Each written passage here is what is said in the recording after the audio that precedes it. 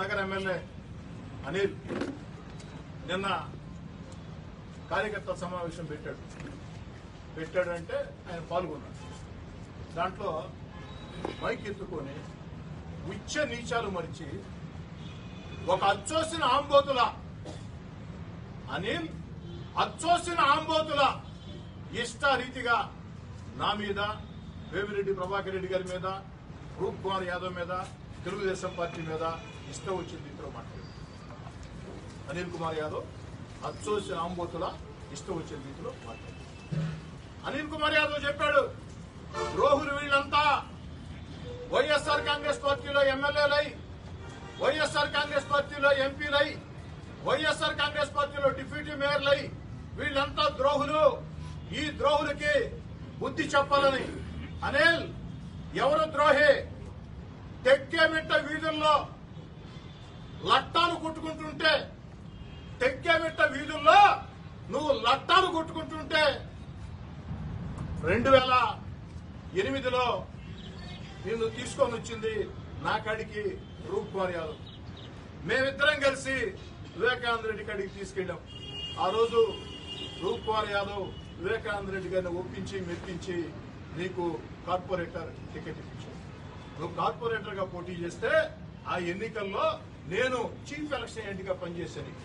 నెల్లూరు జిల్లాలో ఒక సీనియర్ నాయకుడిగా ఉండి కూడా కార్పొరేటర్ గా నువ్వు పోటీ చేస్తే రూప్ కుమార్ యాదవ్ తో ఉన్నటువంటి సాన్నిధ్యంతో నేను చీఫ్ ఎలక్షన్ ఏజెంట్ పనిచేశాను. మరి ఆ తర్వాత వెంటనే వచ్చినటువంటి ఎన్నికల్లో నీకు టికెట్ ఇప్పించింది ఆమె వివేకానంద రెడ్డి గారు. మాలాంటి వాళ్ళందరం చేతనంత సహాయం చేసాం. ప్రధానంగా ఇప్పించింది ఆమె వివేకానంద రెడ్డి గారు. ఆమె వివేకానంద రెడ్డి గారికి టికెట్ ఇప్పించారు తప్ప అనిల్ కుమార్ యాదవ్ పేరు కూడా రాజశేఖర రెడ్డి గారికి తెలియదు.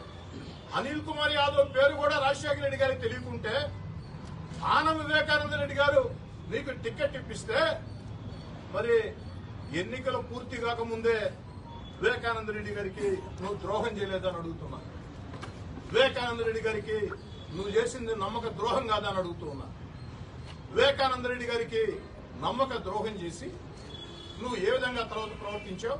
ఆఖరికి వివేకానంద రెడ్డిని ఇంటి మీదకే వస్తానని చెప్పని విలేకరుల సమావేశం పెట్టి నీ ఇంటి మీదకే వస్తాను, పొయ్యేదిలే పెట్టేదిలే. ఎందుకంటే అనిల్ దగ్గర మాటలు ఫుల్లు, మ్యాటర్ నిల్లు. అనిల్ కుమార్ యాదవ్ దగ్గర మాటలేమో ఫుల్లు, మ్యాటర్ నిల్లు. మరి అనే రాజకీయాల్లో భేదాలతో పార్టీలు మారటం సర్వసహజం. నీ పక్కన వేది మీద కూర్చుండే వ్యక్తులే ఎన్నిసార్లు పార్టీలు మారారో అందరికీ తెలుసు. పార్టీలు మారటం నమ్మక ద్రోహం అయితే మహాతల్లి సోనియా గాంధీ మీ తండ్రి జగన్ గారి తండ్రి వైఎస్ రాజశేఖర రెడ్డి గారికి ముఖ్యమంత్రి ఇచ్చింది 1-2 సార్లు. ఎందుకంటే వైఎస్ రాజశేఖర రెడ్డి గారు కాంగ్రెస్ పార్టీ కోసం కష్టం చేశారు. ప్రజల్లో వైఎస్ రాజశేఖర రెడ్డి గారు కాంగ్రెస్ పార్టీని బలంగా తీసుకెళ్లారు. ఆ యొక్క కష్టాన్ని సోనియా గాంధీ గారు గుర్తించి ముఖ్యమంత్రి చేశారు.